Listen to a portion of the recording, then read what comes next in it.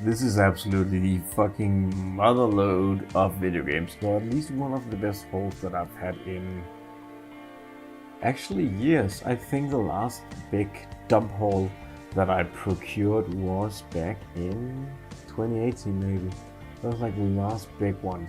And I've found stuff every once in a while. I've showcased some of the stuff I found, but I haven't had like a stack before, like, oh well, since 2018. So this is pretty cool. It's not all PlayStation stuff, but some of the PlayStation stuff, a lot of the PC stuff, and that's okay.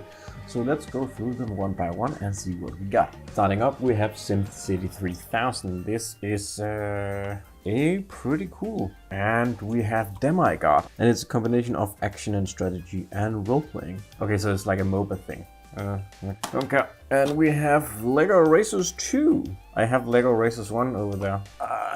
Yeah, this is a Lego Racers game, that's pretty cool. I believe the sequel is a lot better than the first one. And we have a PlayStation 2 game, Scooby-Doo, Mystery Mayhem. I remember this one. This is, I don't know, fun enough for a kids game, I guess. And we have Para Worlds, which is some sort of dinosaur fights man game. Oh yeah, this is also like a MOBA thing. Huh, that's a shame. Adventure Pinball, that's a pinball game, so that just... And Disney's Tarzan. I played this one a lot on the PlayStation. Pretty fun game. And we have Donald Duck Blowing Quackers. I absolutely loved this as a kid, and I played it like a ton. It is like a hub world, open world Donald Duck game where like you have sort of like Mario 64, but as a Donald Duck thing, and it's pretty good from what I remember. Oh, and Lego Rock Racers. This is also pretty fucking sweet. This is like a strategy game, RTS game for children, but it has pretty good mechanics for what it is. And I got Emperor of Dune. I have no idea what that is. I'm guessing that it's the real-time strategy version of Doom. And we have Dawn of... No, wait. Oh no. Yeah, this is a fake one. Well, that's kind of funny though. The funniest thing is that they didn't know how to make the disc auto mount. So even though it's on a disc, you still need daemon tools to make it run. Tomb Raider 2, an original PlayStation 1 game. That's pretty fucking cool. I have very few PlayStation 1 games because I didn't really start paying attention to like the whole collecting scene until after these were beginning to get sought after. And I don't, as you've probably figured, like I don't have any particular strong feelings towards PlayStation. It's never been my childhood brand. It was something that I played, something that I thought was cool. And speaking of something that I thought was cool, and actually like one of the things that absolutely fucking stuck with me is this game. This is Heart of Darkness, and there's unfortunately only disc 2 of 2 in this. This is the closest I think a video game comes to capturing the sort of like feeling of one of those very good 90s and 80s like kids movies where they go on an epic adventure, and there's also like some fright in it and some actual stakes, and you know, a kids movie that you can watch and as an adult and also appreciate. This very much has that quality, and it shouldn't be an issue hunting down a faceplate for this and the first disc. Battle for Middle-earth 2. Yeah, this is like an RTS game. That's pretty cool. Whoa! Serious Sam Next Encounter. I did not know that there was a Serious Sam game on consoles. Yes, I did, because I have the Xbox version of this. This is cool. And we have an expansion for Middle-earth 2. It wouldn't be a haul without a football thingy. And we have Earthworm Jim 3D. And if you are under 20, you're not gonna know what Earthworm Jim is, because he was like a thing in the 90s, and then he stayed in the 90s and should stay in the 90s. America's Secret Operations. That is yeah, I thought that this was gonna be one of those games that was made in cooperation with the American military, but it is not. It is just some random first-person shooter. EGI 2. This is pretty cool. This is the sequel to a pretty revolutionary game. It's like a tactical shooter thing, and it's pretty good. And then we have Frontlines Fuels of War. This was, I believe this is, yes, this is also a multiplayer shooter, so fuck it. And we have Command & Conquer General Zero Hour. I think this was controversial because this was the Command & Conquer series' first step into modern contemporary times, which is something it did around the 2000s when Battlefield 2 came out. And Battlefield 2 came out and had a modern setting, and then Call of Duty of course came out with Modern Warfare, and that made every shooter a modern thing. But it started a little before that, and we saw a lot of franchises change to modern times. Mostly I think because of the second Gulf War and the invasion of Iraq and all that. GTA 2 is pretty good. It is not my favorite of the 2D GTAs. That would be GTA 1, because GTA 1 has a multiplayer mode.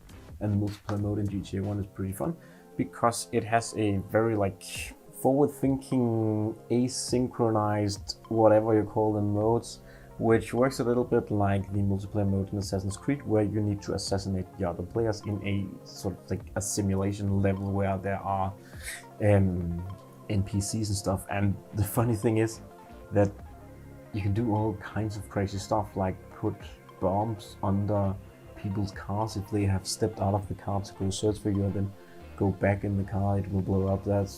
It's pretty good, and it's a shame that the franchise stopped doing that until the fourth game, when it came back with another fun mode that was Team Mafia Work, which was this objective-based 3-team competitive mode where you would attempt to do all these mini missions, but there were 3 separate teams doing these mini missions that you had to do them first, and also make sure to, you know, kill the people in the way of you doing those mini missions. So that reminded me of that. I love that. Lego Stunt Rally is a Lego game that I don't think I have played, but maybe I should change that. And then we have Jak 2. The Jak and Daxter series is a classic to a lot of people, but it is absolutely not to me. And we have Ratchet and Clank 3, which is another series that is an absolute classic to a lot of people, but not me. And here we have a very greasy version of Castle Strike. This is a fun sort of like strongholdy type of game where you build a castle and amass an army, and then you take out the other players' castles. And then we have Xena Warrior Princess on PlayStation 2, which I thought was a little weird because I remember it also being a PlayStation 1 game.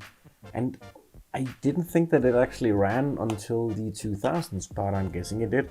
Or maybe it was part of that weird movement where they just did a bunch of adaptations of a bunch of like old shit that they just could get the rights to.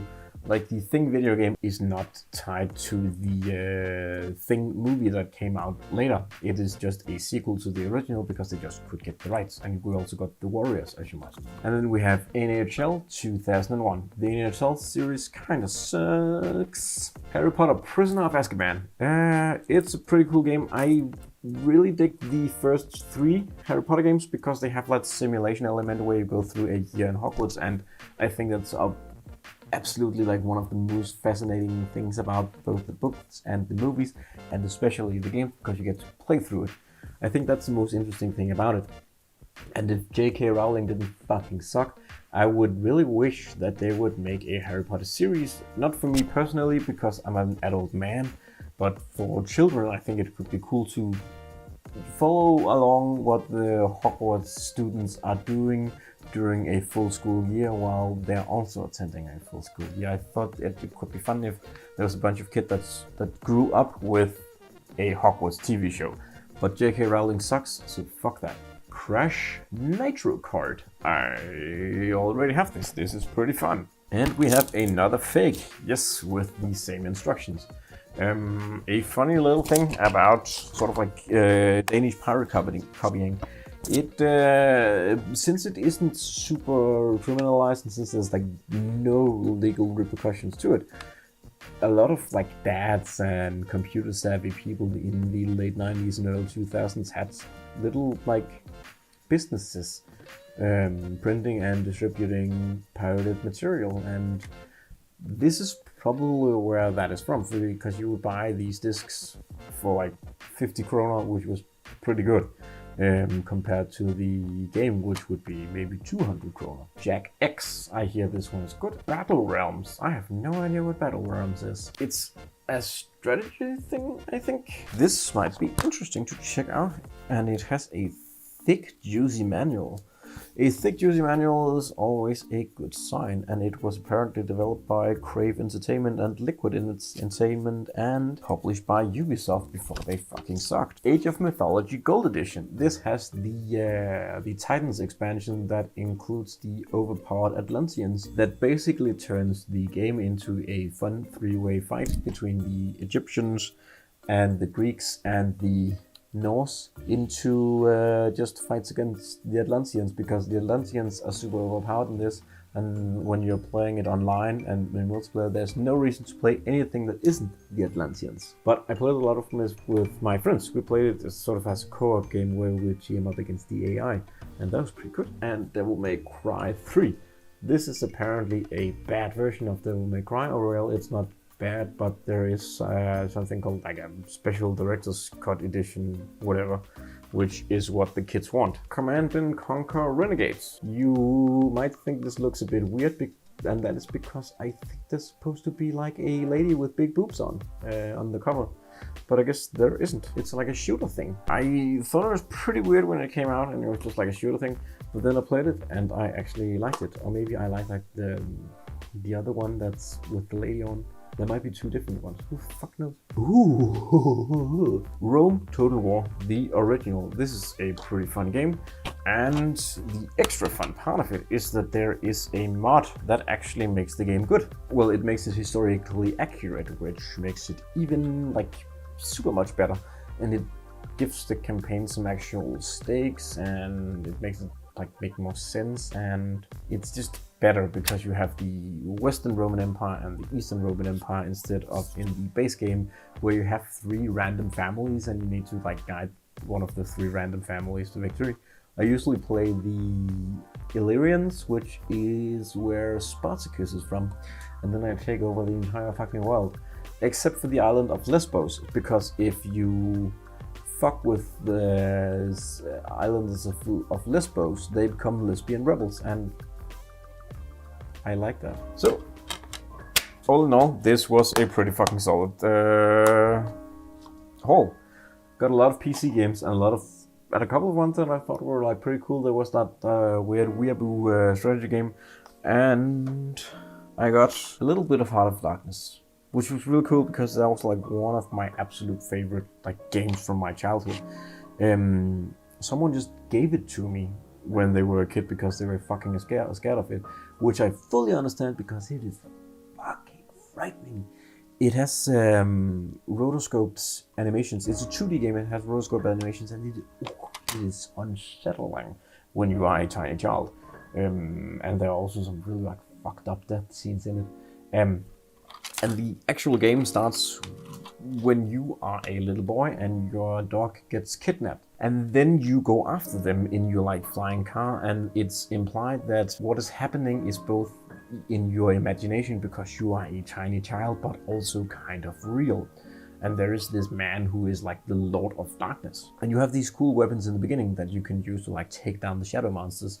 And there is this Oddworld-esque puzzle elements to these 2D levels where you need to do things in a certain order to trigger certain events, and it's pretty good. And then there is this sort of arc in the game where you get stripped of your weapons and your equipment that you're relying on, and you have to believe in yourself, and when you believe in yourself you get magical powers and you defend some like weird flying people that are the inhabitants of the islands that you're on, where the darkness also lives. And like I said, it has like cool 80s and 90s like nostalgia Goonies vibe, where it's a pretty well written but done on a level where a kid can understand it, and it's not without its adult material. There might be a little something about a review of this in the future on the horror channel, because it's pretty fucking cool and it's pretty scary, and it's interesting that they kind of made a horror game for children. Yes, and if you want to see what the flying creatures look like, they are like the weird creatures right there that look stupid. Yeah, and you can befriend them, and I believe they have wings. Yeah, this was a pretty awesome haul. These are great. Well, they will be great in my bank account when I sell them, because I'm selling all my PS2 games so I can buy games that I think are cool. And a lot of these PC games are gonna be pretty good fodder for future videos. I hope you enjoyed this totally random ass video. And until next time, let me know if you have some cool pickup of your own. And let me know if you've played any of these, because I would love to know your opinion about them. Until I see you again, bye bye.